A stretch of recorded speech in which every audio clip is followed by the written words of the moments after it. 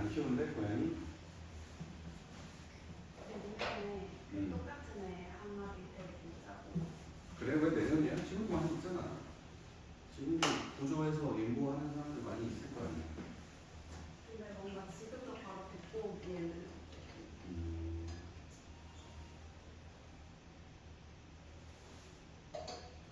또 언제 고양이들이 넘쳐나지? 4월인가? 4월인가에 또 엄청 넘쳐날걸? 요즘은 옛날만큼 많이 넘쳐나지는 않지. 전부 잡아서 수술시키니까.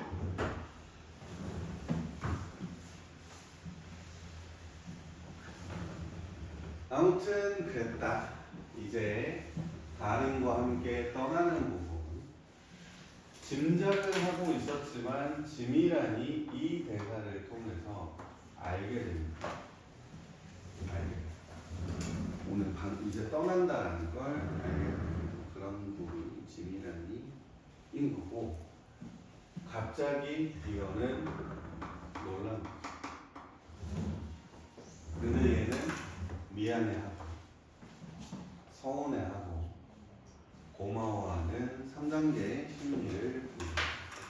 그리고 너하고 여기서 얼마나 살았더라 몇십 년은 훨씬 더 될 거야. 이게 바로 창고에서 지낸 시간이 굉장히 길었다. 아까 그 계란과 모호만 있었던 때부터 뭐라고 한 번 나왔는데 또 한 번 나오는 대사를 통해서 오래 있었다. 그리고 뭐 날 미워했으면서 뭐 진짜 미워한 건 아니었잖아 하고 이게 그러니까 오해일 수도 있고 투정일 수도 있는 거지. 오해나 투정이야. 그러니까 나도 알아 하면서 투정이었던 거지. 김을 껴안는다 하고 가지 마라 이렇게 갑자기 해서 가지 마라고 두 가지 심리를 보여주고 또 자아는 김은 이렇게 세 가지 심리를 보여주고 자아는 놀라움에서 뭐 당황함도 있을 거고 붙잡으려고 하는 마음 김은 미안하다 서운하다 고맙다 이렇게 세 가지 심리를 보여주고 있다. 떠나지 말라는 이유는 잘못한 게 없다 하고 근데 그건 안 돼 라고 하면 단호함을 보여주는 거지. 그렇다. 단호함을 보여주는 게 안 돼. 할 곳이 아니야 라는 이런 대사죠. 운전사가 재촉하면 이렇게 쭉 하고 자기 물건들이나 골라봐요. 그만하고 하고 그리고 밑에 나오는 부분에서 모두 다 이 다름이 감정이 좀 없고 공감 능력이 좀 떨어지고 이기적인 모습들을 보여주는 그런 대사들이 이제 기인과 자아는 네가 가져 네가 가져 네가 가져 뭐 이렇게 얘기를 하는 근데 이 굼벵이 얘는 익명성 아니야. 다른 별명들은 익명성이지만 굼벵이는 익명성이 아니고 친근감이다. 그리고 뭐 스웨터도 주고 다니는 싫어하고 이거 좋은 건 이 속에 다 있죠. 이걸 가져도 돼요. 이게 이기적인 모습 탐욕스럽고 풍물적인 모습. 그리고 두거대가리의 의미는 추억이자 흔적이다. 그리고 추억이자 흔적이자 필요할 것인 겁니다. 이거는 배려인 거지. 마지막으로 아니다 두거대가리는 너가 가져가라. 이것도 배려지. 그래서 이별의 선물들의 의미가 여기 나와 있어. 스웨터와 두거대가리. 기임을 생각하는 거.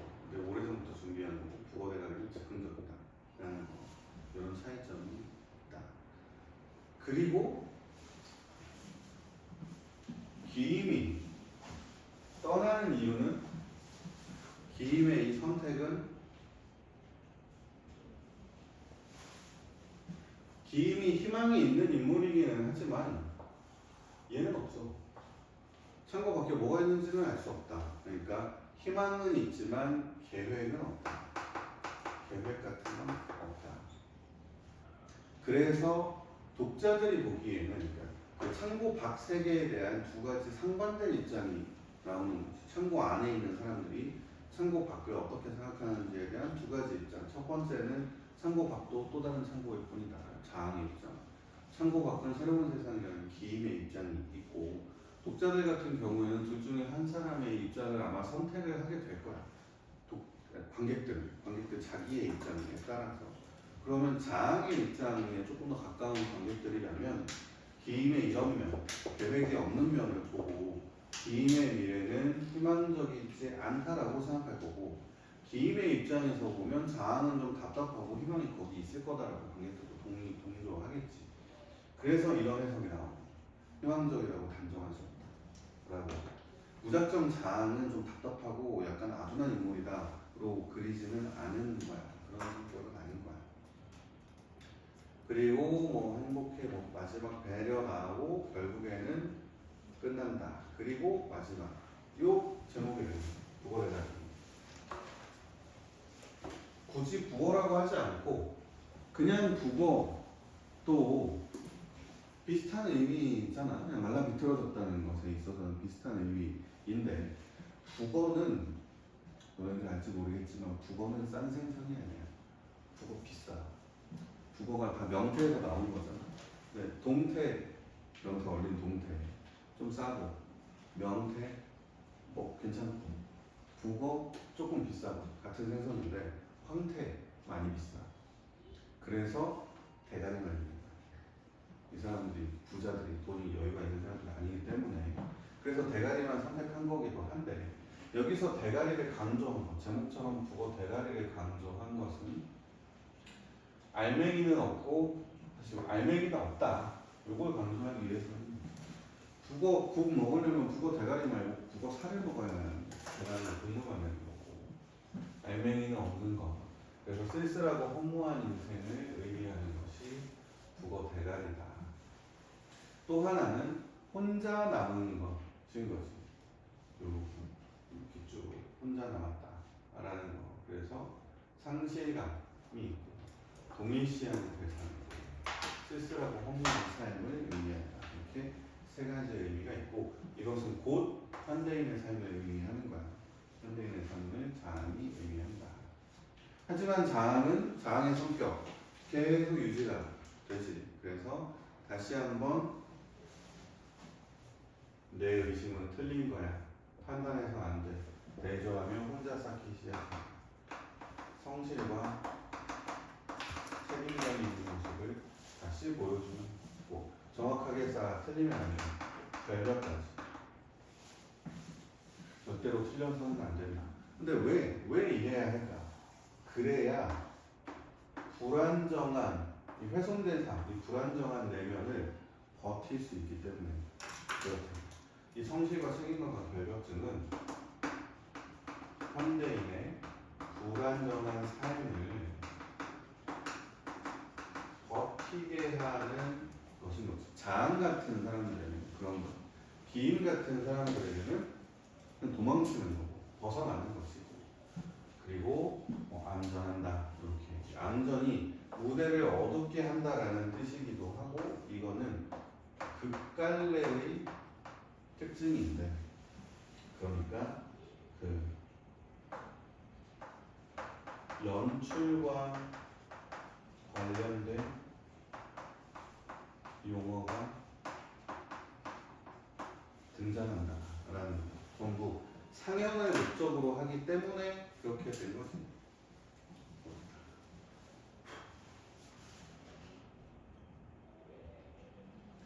이 부분이 요게 이렇게 쭉 나올 수도 있지만 작품의 수가 많고 길기 때문에 이 대사 하나로 문제를 구성할지 모르겠지만 이런 거 나올 수 있다. 쓸쓸하다, 회상한 다음에 회의하고, 하지만 버텨야 한다, 살아야 한다로 끝나는 이 긴 가슴에는 이런 그 심리의 변화, 의식의 변화가 일어나고 있다. 같이 하면 세세하게 볼 수 있지. 그리고 이 자습서에서도 중요하게 생각한 게 마지막으로 요거잖아. 알레고리 중요하다. 특히 이강백의 작품에서는 알레고리가 중요하다. 이거 특정 대상을 직접적으로 표현하는 게 아니고 다른 대상의 빌려와 간접적으로 이야기하는, 간접 간접적으로 이야기하는 게 알레고리다. 뭐 일상생활의 사실적인 면을 알지 못하는 약점을 극복하는 방법 이런 건 이제 보기에 나올 수 있는 말들이고, 그냥 알레고리는 간접적이다. 그리고 이런백은 비판을 하려고 알레고리를 쓰고 있다. 알레고리는 비판을 쓰다. 영어로도 나온 적 있다. 알레고리. 이게 모의고사, 수능인가 모의고사인가에 파수꾼이 나왔을 때 이렇게 좀 큰 문제가 나온 적이 있거든요. 그 다음에는 내신에서도 전부 활용하고 있는 그런 용어들이란다. 우리 알레고리 용어들. 반드시 알아둬야 한다. 그리고 학습 활동 보면 되고,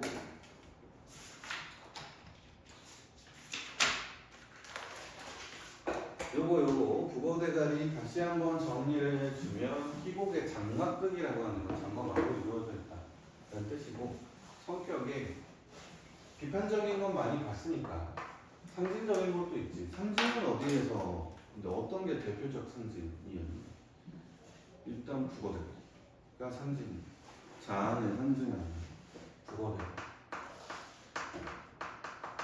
그리고 창고 이런 것들이 상징인 거지. 이게 현대 산업사회의 일면을 보여주는, 현대 산업사회 자체를 보여주는 게 창고다. 편지는 상징이라고 쓰였다기보다는 기능으로 쓰이는 거야. 편지를 통해 다 알려주는 거야. 이거 다 한 거지. 상반된 뭐 가치관 이런 식의 말들이 되겠지. 우리 보고 뭐 상징 이런 말 써주면 되지. 작품의 짜임 이렇게 쭉 정리해두면 되고, 등장인물, 자안, 기인, 수어운전사, 달인이 굉장히 특징적인 인물들이기 때문에 하나씩 정리해주면 됩니다. 상반된 가치관이 중요한 건 이 주제를 전달하는 것이기 때문에, 그리고 그 주제는 현대사회, 산업사회의 비판 같은 것들이 나온다. 그렇다. 요 질문제 풀어보면 되고, 장기전 나중에 보고, 이 부분 문학과 자아 성찰에 대한 거, 이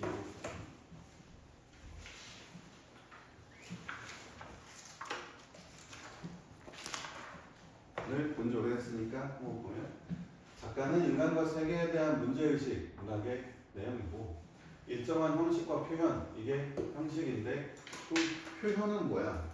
형식은 장르를 얘기하는 거야. 갈래를 얘기하는 거고, 표현은 표현법. 즉, 형상화나 구체화의 방식을 얘기하는 거야. 거창하게 얘기하면 이런 거고, 아까 상징, 오의, 비유, 뭐 직유, 은유, 의 이런 것들 모두 다 표현에 들어가는 것이다. 인간과 세계에 관한 문제의식은 작가의 가치관, 세계관, 주제의식 이런 것들입니다. 그래서 문학작품에는 이 세상을 살아가는 다양한 사람의 모습, 가치관과 인생관이 담겨있고, 독자는 이러한 문학작품을 읽으면서 화자나 등장인물의 생각과 태도를 추측하고 자신의 문제의식 및 가치관과 비교함으로써 자기를 성찰하고 인간과 세계를 추측하고 비교하고 성찰하고 수용한다. 이게 독자의 독서인 거지. 앞부분이 작가가 그 작품을 통해서 하고자 하는 이야기라면, 그 뒷부분은 독자가 작품을 읽으면서 하는 이야기. 그 작품을 어떻게 받아들이느냐에 대한 이야기라서 작가, 작품, 독자 이런 식의 소통의 과정이 일어나고, 그럼 작품은 소통의 매개다라고 할 수 있겠지. 그래서 우리는 삶의 진정한 의미와 가치를 깨달아 자신을 변화시키고, 자신을 이렇게 수용한 다음에는 자신을 변화시키고 풍부한 감수성, 통찰력, 포용력, 어쩌고저쩌고 좋은 것들을 통해서 주체적 인간으로 성장이 가능하다. 이것이 소통인 거지. 그냥 이렇게 줄글로 쭉쭉 되어 있는 걸 이렇게 뭔가 논리적으로 혹은 과정으로 이렇게 압축해서 정리를 하면 훨씬 더 기억하기 쉬워진다. 문학을 통한 타자에 의해 문학작품에는 민족, 성별, 나이, 직업, 계층 등 다양한 사연이 나타나고 타자인 거지. 독자는 문학작품을 읽으면서 각자의 방식으로 살아가는 여러 사람들을 이 문학작품을 이해할 때 꼭 요 얘기가 나옵니다. 간접 경험. 작품에 등장하는 인물의 삶을, 그러니까 등장인물을 보면서 이 등장인물을 통해서 타자를 이해하고 그리고 세상에 대한 문제도 인식하게 되고 차이도 인식하게 되고 그리고 결국에는 인정하게 된다라는 것들이 문학작품을 통한 타자의 이해 방식인 거지. 그래서 그럼 어떻게 되느냐? 자신도 타자라는 사실을 이해하게 된다. 그러면 타자와 조화를 이루게 되는 거지. 그러니까 이 문학은 간접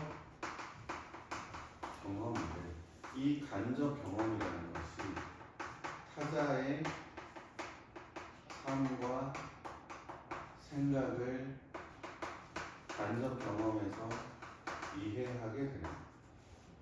그러면 차이를 인정하게 됩니다. 차이를 인정한 다음에는 당연히 뭐 조화 이런 걸 인정하게 되겠지. 차이를 인정하면서 나도 타자다라는 걸 깨닫게 돼요. 그 다음에 조화로운 삶을 받아들이고 실천하게 된다라는 게 문학을 통한 타자의 이해인 것이. 이런 과정을 보이게 된다. 그래서 우리에게는 뭐 타자라고 받아들여지지 않은 윤동주의 시도 이런 식으로 이 사람은 이렇게 생각했구나, 그때는 이렇게 살았구나 하면서 그때 당시의 삶과 지금의 삶을 비교하면서 비판적으로 수용하면서 이해하게 되는 거죠. 이것이 문학을 통한 타자의 이해다.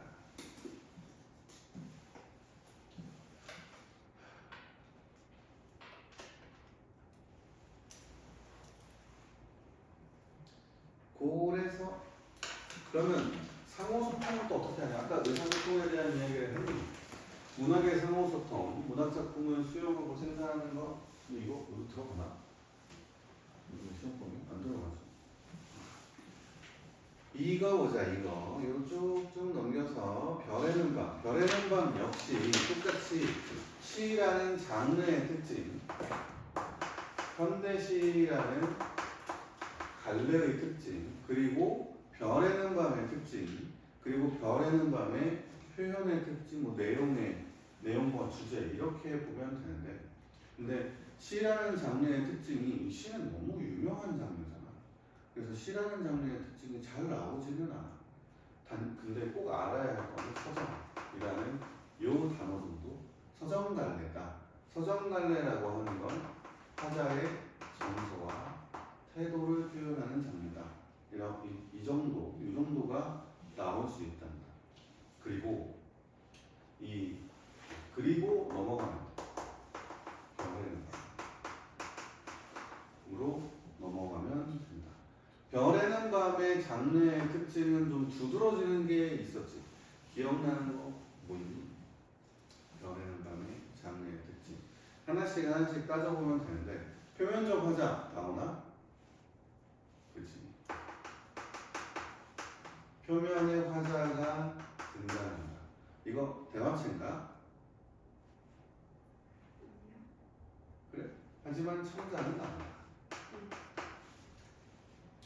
그 대화체는 세 가지가 있어야 되는데 화자, 청자, 구어체면 돼. 근데 이거 구어체 있잖아. 구어체. 이거 뭐? 대화체요? 응. 그래요? 대화체가 맞긴 한데 이 글에서는 왠지 대화체라는 말을 쓰지 않고 담화체라고 하던데 뭔 차이인지 모르겠어. 근데 일단 설명한 대로 보면 담화체다. 만약에 선지에 대화체가 나오면 다른 것들을 일단 한번 봐봐. 다른 답이 있는지 찾아보고 없으면 그게 답이다 라고 생각하면 됩니다. 이게 표현상의 특징이 변형감의 부성상의 특징이고, 그리고 이 그 산문이 있는 연이 있지. 산문체를 쓰고 있는 연이 하나 있다. 그리고 반복을 굉장히 많이 쓰고 있지. 반복과 유사한 그러니까 시어의 반복과 통사구조의 반복, 이 두 개가 전부 나와 있는 게 변하는 밤의 특징이다. 이거 전부 다 뭔가 의미가 있어서 그렇겠지. 통사구조의 반복은 운율도 있고, 그냥 반복은 강조도 있고, 뭐 이런 것들. 그리고 변하는 밤의 내용의 특징을 보면 윤동주의 시의 특징이기도 하지만 늘 성찰과 반성과 부끄러움. 성찰과 부끄러움과 반성인가? 아니지. 성찰과 반성과 부끄러움. 요 순으로 가잖아. 그리고 나서는 여기 자기 희생 있나? 없네. 많이 나왔네. 그리고 성찰과 반성과 부끄러움의 결과로 자기 희생의 의지를 보여주는 이 방식이 윤동주의 시의 전형적인 시상전개의 방식이니까 그것을 그대로 쭉 그대로 이 시도 읽어주면.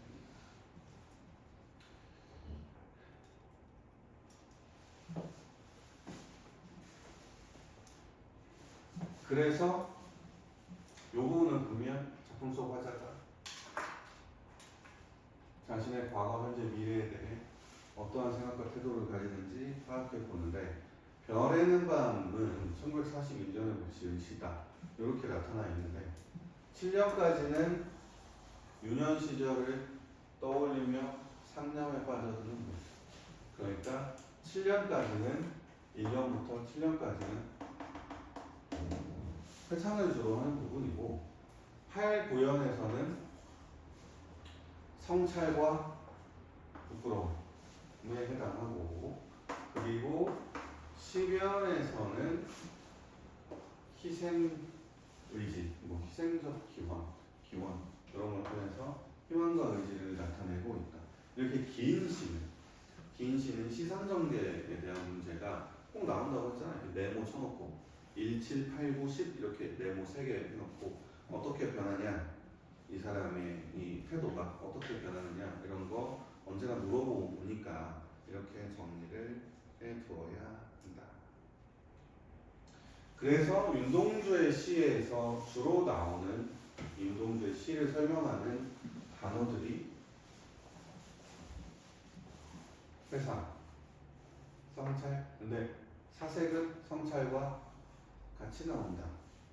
사색해야 성찰하니까. 그리고 의지, 과거, 현재, 미래로 이루어져 있다. 그리움, 반성, 희망이지만 과거, 현재, 미래. 그래서 과거, 현재, 미래, 그리움, 반성, 희망 이렇게 과거, 현재, 미래, 그리움, 반성 이렇게 할까? 이렇게 이런 문제 많이 봤지? 1부터 7, 8, 9, 10 이렇게 나누는 이거. 그래서 여기서 과거, 그리움, 현재, 반성, 미래, 희망, 뭐 의지, 희생, 뭐 이렇게 나올 수 있다. 이런 문제도 나올 수 있는데, 문제 자체가 좀 큰 문제지만 시를 알고 있으면 쉽잖아. 근데 이것도 굳이 찾아보지 말고 1년부터 7까지 1, 2, 3, 4, 5, 6, 7 여기까지 어쩌고저쩌고 이렇게 해석하지 말고 그냥 알아두라. 이런 것들이다. 그리고 요거 요거 눈에 보기에도 특징적인 이거 당연히 문제로도 나올 수 있지. 그리고 어머니에게 이야기하는 듯한 다마체 형식. 이게 왜 다마체라고 하냐면 청자가 있긴 있는데 청자라고 하는 건 시는 말이고 원래부터 말로 이루어진 예술 장르 그러니까 노래인 거지 노래. 그리고 말이라고 하는 건 그 시간과 공간을 공유해야 되잖아. 아니면 말은 말로서의 길 의사소통을 할 수가 없어. 말은 내가 여기서 막 떠들고 있는데 지금 36분 1시간 40분이 됐지만 민재는 안 오고 있잖아. 그러면 민재한테 내가 여기서 떠들었으니까 너 듣고 가? 라고 할 수 없잖아. 대화는 그게 안 되잖아. 여기서의 어머니도 공간이 멀리 떨어져 있어서 대화가 불가능한 청자야. 청자라고 어머니라고 불러버렸지만 청자를 호명을 해버렸지만 대화는 불가능하니까 다마체라고 하는 것 같아. 그리고 어머니에게 이야기하는 듯한이란 말을 그래서 쓰는 거야. 머릿속에 있는 엄마한테 얘기를 하고 있는 거니까 그렇다. 그리고 화자 나오지만 화자가 뭔지 알지? 근데 그러면 별에는 밤의 화자는 윤동주야? 별에는 밤의 화자는 윤동주 아니야. 윤동주 자기의 이야기고 여기 나오잖아. 여기 어디니 여기 해, 경, 옥 이런 애들 같이 학교 다녔던 애들이잖아. 학교 초딩 동창들쯤 되는 애들이지만 진짜 윤동주의 동창들이었겠지. 하지만 이 시에서의 화자가 윤동주다라고 할 수는 없다. 화자는 언제나 가상의 인물이라고 생각해야 됩니다. 언제나 가상의 인물이다. 그러면 이 화자의 윤동주가 이 별에는 밤의 화자가 윤동주 자신의 삶을 반영했다라고 하면 그것은 맞겠지. 표현론적 관점에서 해석을 할 수는 있으니까 그렇다. 나눠서 보면 이렇게 볼 수 있지. 회상으로 넘어가는 부분이 있으니까. 그럼 이 시는 역순행적 구성인가?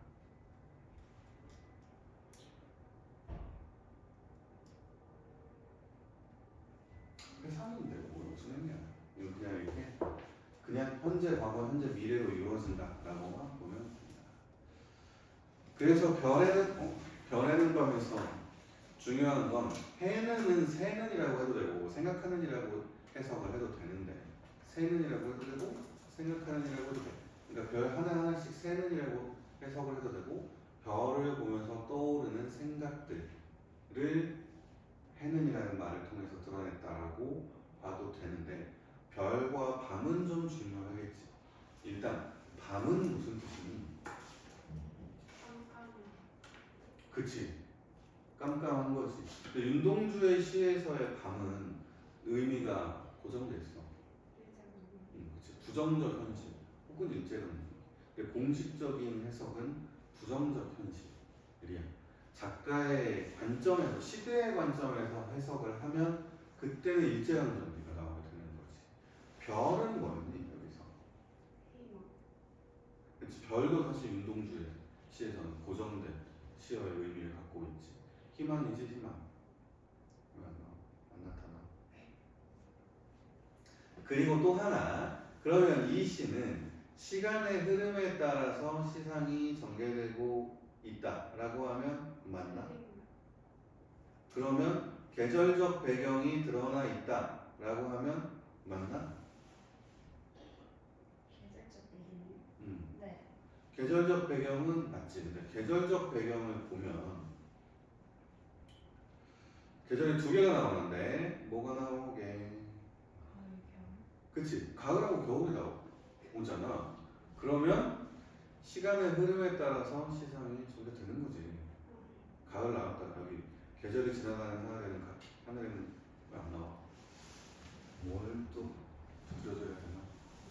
계절이 지나가는 하늘에는 가을로 가득 차 있습니다.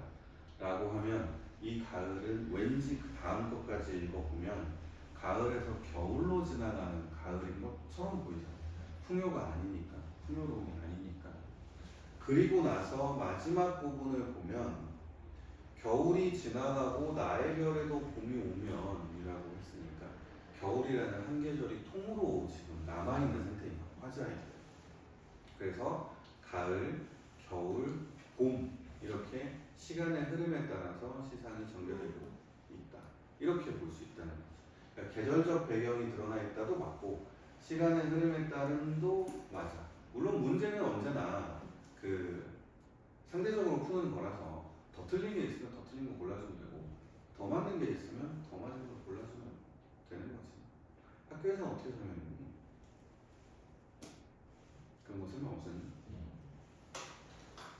그러면 그냥 요 정도만 알아도 되는 거지. 그렇다.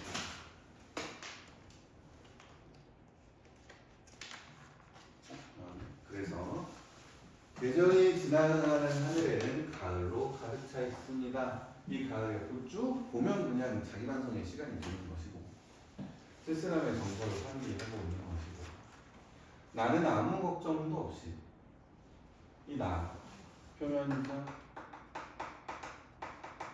화자 이것도 선지 하나쯤 되는 거지. 표면적 화자가 아무 걱정도 없이 순수하게 가을 속의 별들을 다 헤이듯합니다. 근데 여기 뭐 설명이 이렇게 나와 있긴 하지만 가을 속의 별들을 왜 세? 왜 세? 예쁘니까 세는 거야. 안 예쁘면 고개를 돌려야 정상이지. 예쁘니까 센다. 아름다움이라는 게 여기서 나오는 거야. 순수와 이상이라고 하는, 특히 이상이라고 하는 건 고개 들어 하늘에 멀리 있는 반짝거리는 거니까 이상이라는 의미가 나오게 되는 거지. 근데 이 사람은 왜 회상과 그리움의 매개냐? 요것 때문에. 원래 별이 그런 의미를 갖고 있는 게 아니고 별들을 다 세니까 그 다음에 이게 나오게 되는 거지. 별들을 세면서 요렇게 나오게 되는 거야. 그래서 회상과 그리움의 매개가 되는 것이다. 그래서 가슴속에 하나둘 새겨지는 별을 지금 다 못하는 것은 쉬 아침이 오는 까닭이요 내일 밤이 나오는 까닭이요 이렇게 세 가지 의미가 있지. 다 못하는 것에 세 가지 이유가 등장하는데 뭐 내일 쉬 아침이 오는 까닭이다라는 건 금방 밝아지기 때문에 별이 보이지 않는다는 뜻이고 내일 밤이 나오는 까닭이요라는 건 내일도 별은 뜰 거다라는 뜻이고 아직 나의 청춘이 다하지 않은 까닭입니다라는 건 나는 내일도 안 죽을 거다라는 뜻이지. 그러니까 미래에 대한 기대가 있기 때문에 그렇다. 그러니까 이 부분에서부터 반성하고 부끄러워하고 그런 게 아니야. 윤동주의 시는 기이기 때문에 빌드업이 언제나 있다는 거야. 나는 아무 생각 없었어. 아무 걱정 없었잖아. 아무 걱정 없었어. 이 부분은 아무 걱정 없었어. 아무 걱정 없이 별만 아름다운 별만 저 별도 예쁘네 저 별도 되게 크네 이렇게 세고 있었던 거지. 그러다가 별은 아름다운 거고 별은 이상적인 거니까 나에게 있어서 굉장히 아름답고 이상적인 것들을 하나씩 본 거야. 하나씩. 그래서 나에겐 추억도 좋았고 사랑도 좋았고 뭐 쓸쓸함도 좋은 거야. 왜 쓸쓸함도 좋은 거냐면 이 사람 시인이잖아. 시인은 굉장히 예민한 사람들이잖아. 너네들은 이해해줘야 되잖아. 내가 다른 인문계 고등학생들에게는 이해하는 말까지는 안 하거든. 불쌍하게 생각하라고는 하지. 얼마나 예민하면 이렇게 시를 썼겠냐고. 근데 너네들은 정체성이 예술가니? 아직 아니구나. 만약에 그렇다면 쓸쓸함조차도 마치 중2처럼 말이지. 나 오늘 쓸쓸한데 오늘 너무 멋있는데 하는 그런 느낌인 거야. 이 쓸쓸함. 그래서 이 부정적인 쓸쓸함이라는 시어가 이 사람들이 이 화자가 되게 좋아하는 것들 사이에 끼어 있는 거지. 그래서 뒤가 아니고 딴 시구나. 그래서 다른 시에서는 막 시인들 이름도 나오고 그러고. 이 시지 오연이지. 오연은 시인도 나오잖아. 자기의 시인으로서의 정체성 여기서 계속 드러나고 있는 것이다. 몇 분인데 걔네는 시가 나왔는데. 그래서 별 하나의 동경과 시와 어머니까지는 계속해서 유사한 통사 구조의 반복. 그러니까 운율감을 형성해 주는 거고. 그리고 열거를 하고 있지. 추억, 사랑, 쓸쓸함, 동경 시, 어머니 이렇게 이것도 온율이야. 그러니까 유사한 통사 구조의 반복과 온율의 형성을 열거를 통해서 온율을 형성해주고 있다라는 그런 있지. 그리고 이 사연이 별을 해는 모습을 드러내는 시, 그 연이라는 사연은 별을 해는 모습을 드러내는 연이다. 그 행위를 보여주는 연이다. 그리고 어머니 어머니 이렇게 두 번 반복한 거 나와야 돼. 슬슬 화면이 나와줘야겠는데.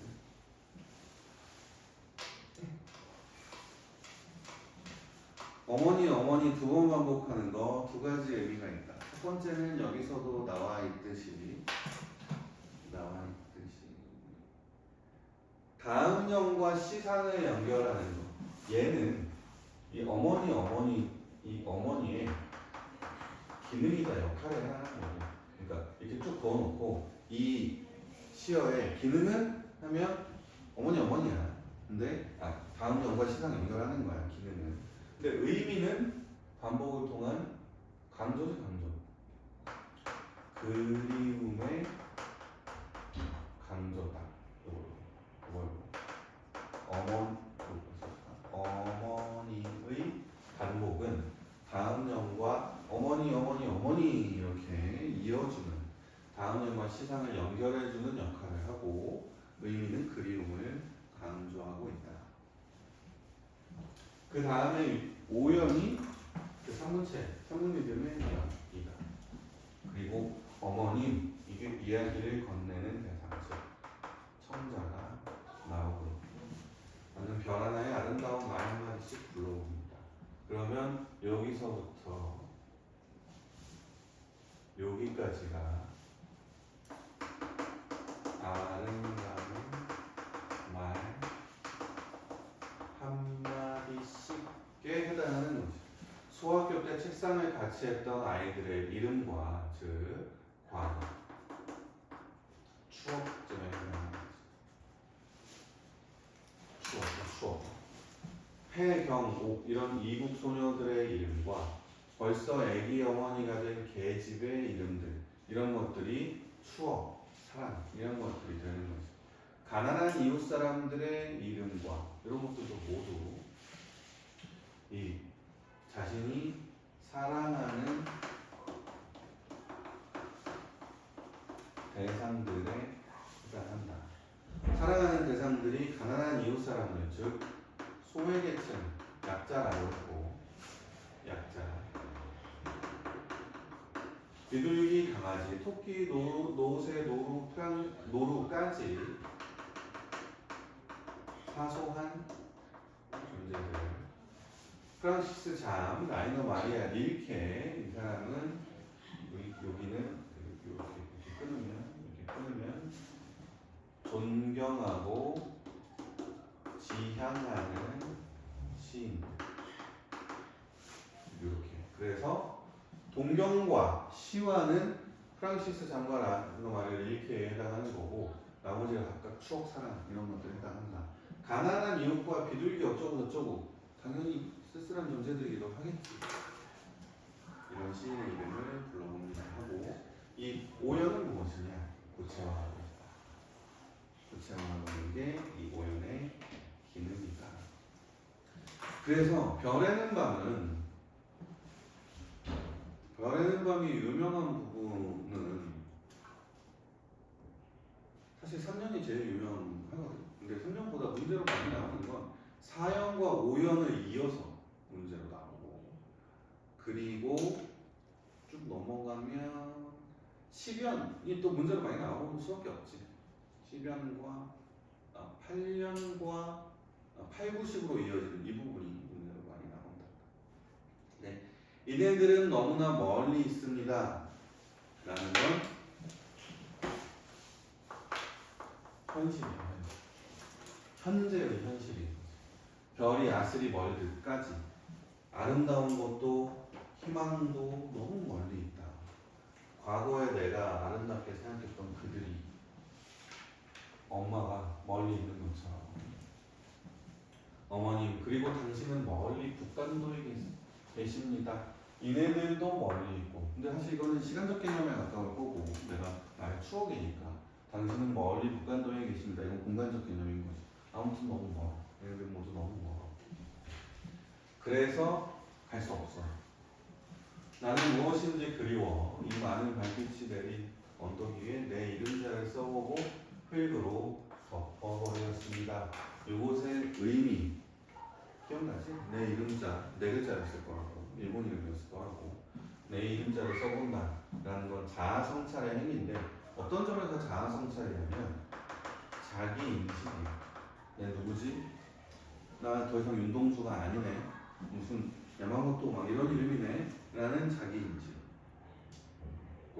그 자기 인식을 흙으로 덮어버렸다 라는 건 자기 정체성, 아무것도 하지 못하는 자기 정체성에 대한 사망 선고다 라고 할 수 있다. 흙으로 덮었다. 무덤을 얘기하고 그래서 다음 년에 뭐 파란 뭐가 돋아난다 뭐 이렇게 얘기하잖아. 무덤에서 이어지는 것이다. 그래서 이것이 반성은 여기서 나오겠지. 자기 인식을 통해서 반성이 나올 거야. 내 이름을 차마 다른 사람들에게 알리지 못해. 그럼 부끄러운 거지. 그래서 덮어버려. 이건 부끄러운 거지. 그 다음에 다른 밤을 새워 우는 벌레는 어쩌고저쩌고 이 부분이 이 윤동주의 시에서 뭔가 좀 거의 자동적으로 기술되는 듯한 그런 표현이거든요.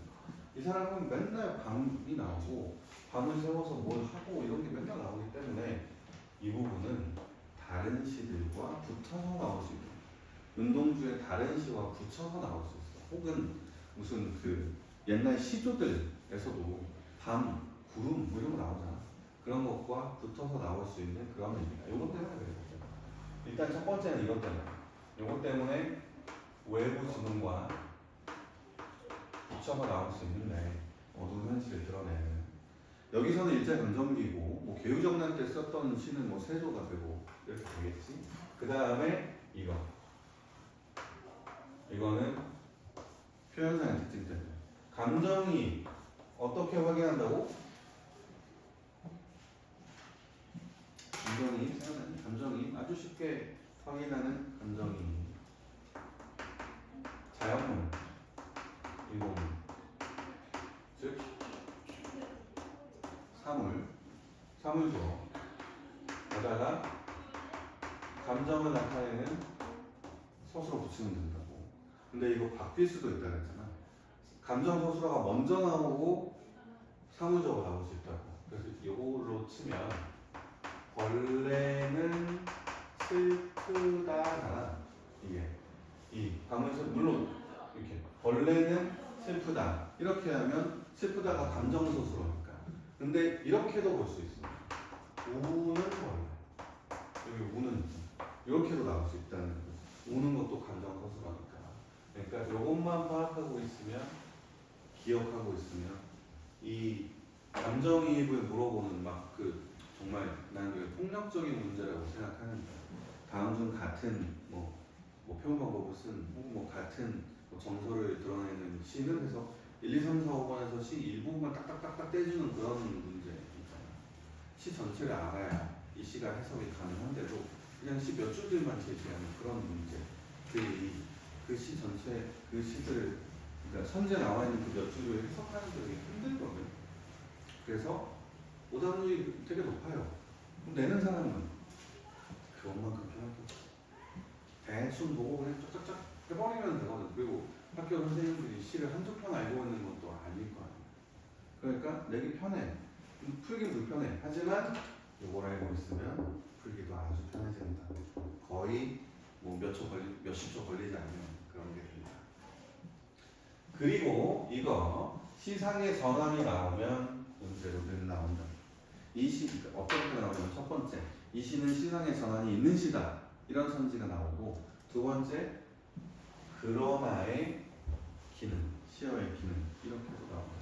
세 번째는 아까 얘기했던 그 네모처럼 그 시변에서 시상의 전환이 일어나고 있다 뭐 이렇게 나올 수 있는 거예요. 겨울이 지나고 겨울과 같은 뜻이 밤이겠지. 나의 별에도 봄이 오면 봄도 맨날 이렇게 썼어. 윤동주는 희망과 조국의 광고. 무덤 위에 요게 무덤이다. 무덤 위에 파란 잔디가 피어나듯이 나는 다시 부활할 거야. 근데 뭐가 부활하냐면 내 이름자 묻힌 언덕에 풀이 무성할 거에다 라고 내 이름이 다시 부활할 거야 라고 쓰인 거. 그리고 또 하나는 내 이름자 묻혔다. 죽었다라는 뜻이니까 자기 희생이 들어있다. 여기서 자기 희생이 들어가 있다라는 그런 시다. 워낙 대표작이 많은 시인이기 때문에 그러면 다음 시간에 파수꾼도 봐야 되고 윤동주 시도 봐야 되고 3.2국도 봐야 되면 우리 다음 시간에 무슨 요일날 할지도 못 정했는데 수업을 얼마나 해야 되지?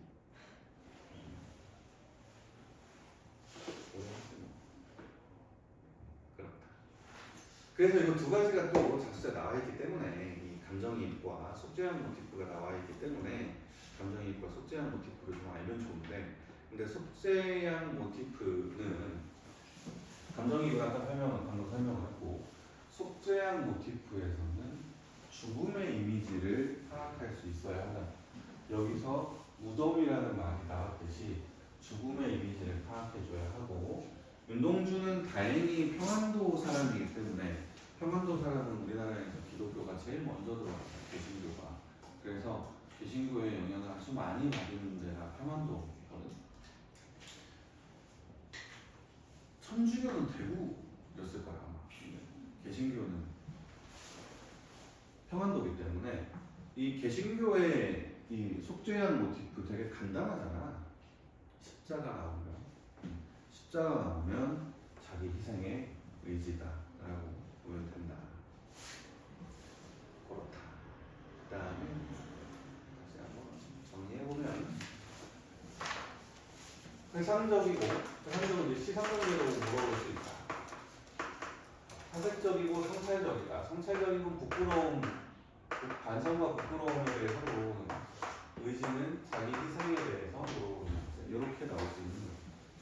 주제는 아름다운 과거에 대한 그리움과 자기 성찰이고 특징, 과거, 현재, 미래로 이어지면서 세상이 전개되고 여기에는 안 써있지만 계절 변화 나타나 있다. 산문적 리듬을 가진 연은 삽입했다. 굉장히 중요하다라고. 산문적 리듬을 가진 삽입했다. 기능은 운율의 변화, 의미는 그리움의 구체화. 그렇지. 운율의 변화와 그리움의 구체화. 어떤 식으로 운율이 변했느냐를 보면 앞에가 행이 짧잖아. 행이 짧으면 느리게 읽는다. 야, 행이 짧으면 느리게 읽는다. 반대로, 또 사라졌어? 행이 길거나 행이 없으면, 행구분이 없으면, 이 경우는 행구분이 없는 연인 거지. 운율의 변화는 느림에서 빠름으로 가는 거야. 이게 4연이고 이게 5연인 거지. 그렇게. 그 다음에 어머니에게 이야기하는 듯한 다마치 형식 쓰고 있다. 작품의 짜임, 현재, 과거, 현재, 미래 이렇게 들어가고 있다. 그 다음에 요거 시적 화자의 정서 변화 이게 바로 시상의 전개겠지. 요거. 그래도 오늘은 별로 안 꺼지지 않니? 느낌상? 아닌가? 잘못했는 거 내가 좀 익숙해졌나? 시적 화자의 정서 변화는 시상 전개이기 때문에 시상 전개이기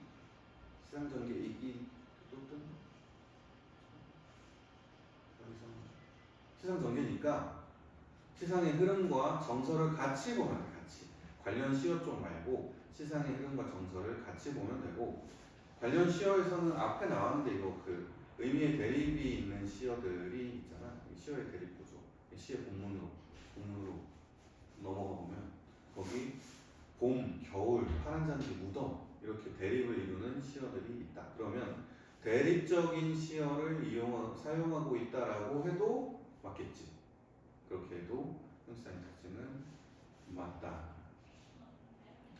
별의 의미, 과거 회상의 매개체이자 자아성찰의 매개체다.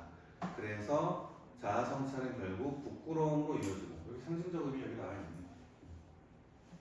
밤과 겨울이 일자 감정이 뭐 부정적 현실, 아무런 현실 같은 말이지. 그 다음에 내 이름자 묻힌 언덕과 무덤이 죽음, 절제, 절망, 자기.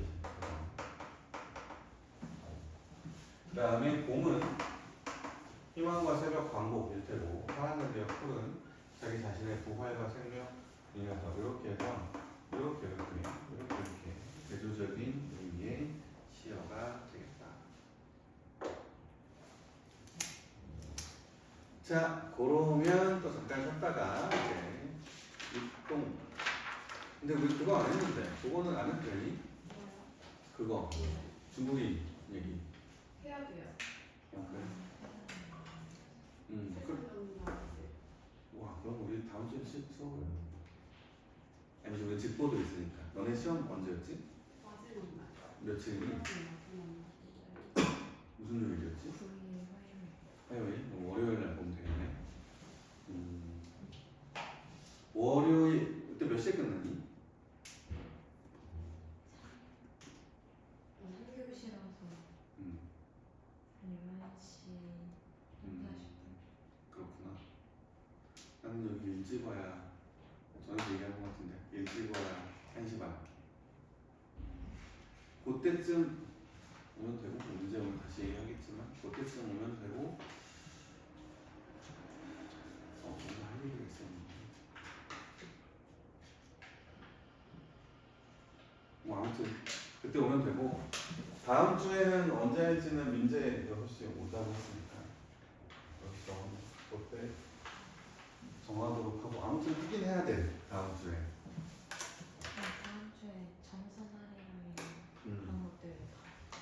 다음 주에 그러니까 우리가 뭘 해야 되냐면, 일단 정선아리랑 장기전, 수호제기 해야 돼? 수호제. 수호제기 정약용이 유배 가서 자기 형이 수호제라는 서재를 지었는데 왜 이름이 수호지? 나를 지키는 건 쉬운 일인데 왜 나를 지키려고 하지? 했다가 아, 나를 지키는 건 어려운 일이구나 하면서 땅을 짓고 지금 다 하네. 땅을 지킬 필요도 없고 책을 지킬 필요도 없고 뭐 옷을 지킬 필요도 없고 과일을 지킬 필요도 없는데 얘네들 못 훔쳐가니까 훔쳐가도 소용이 없으니까 기억나니? 근데 나는 왜 지켜야 되지? 하다가 내가 벼슬을 하는 동안 이렇게 시작을 하잖아. 또 나는 나를 잃어버렸는데 어쩌고 저쩌고 나는 그거. 그러니까 다시 정선아리랑 장기전, 수호제기, 그리고 소설 하나 더 있는데 그거 학교에서 했니? 그 노름꾼 나오는 그 노름고 나오는 거였나? 그 인터넷 소설 같은 거 하나 있었잖아. 그거는 읽어보고. 오늘은 너무 외롭지요. 그거는 그냥 읽어봐. 필요하면 직독대 해줄게. 그리고 내 고향 또 있었나? 뭐가? 댐 건설해가지고. 아, 산문 하나 더 있었다. 댐 건설하는 거. 그거 어렵지 않잖아. 그 엄마가 딸 키운다고 딸 할머니집에 두고. 그래. 그런 거 있었어. 그래서 얘가 잘 놀다가 되게 슬프고 막 그랬던 거야. 엄마가 자기를 안 찾아와서. 그런 거 있었고. 그리고 또 외부 지문으로 나올 수 있는 게 일단 파석분, 삼위인고, 그리고 윤동주의 송민곡은 했으니까. 자와서. 그러니까 윤동주의 시들을 그러니까 자화상 정도 보고, 그리고 저 라이너 마리아 릴케 나오는 백석의 시가 하나 있어. 윤동주가 따라 쓴 그거 정도 보면 되겠지. 언제 다 왔지? 그때 3시간으로는 안 될 것 같은데. 근데 참 이상하게 말이지. 나는 다 했는데 왜 또 해야 되지? 얘들아, 난 다 했는데 우리가 파수꾼 3위인고 시들 이게 외부 지문들 몇 개밖에 없는데 지지난주부터 저 복습을 하고 있네. 제망매가랑 연관된 시들도 있어. 그러니까 자기 혈육의 죽음을 다룬 시들. 이런 일단 유명한 게 한 두어 편쯤 있으니까 그거를 찾아서 줄게. 그리고 정과정은 했지. 이미 했잖아. 그 정과정. 그러니까 정과정이 또 재활용되진 않겠지. 정과정이 송민국하고 연결되고. 혹시 그 혈육 죽음에 음. 그거 있지 않아요? 뭐 뭐였지? 물 먹은 별이 반짝 빛난다. 그치. 그리고 유리창 있지. 유리창. 아 네. 유리창 일이 있고 그리고 하관이라는 작품도 있고 은수정가 하는 작품도 있어. 이게 다들 형제나 자식이 죽은 작품들이거든. 그러니까 그 정도를 그것까지 막 자세하게 설명을 할 필요는 없지만 한 번쯤 없어야겠지. 한 번쯤 시는 읽어보면 좋으니까 그런 것들을 찾아서 한번 봐보도록 하자. 할 일이 아주 많겠다.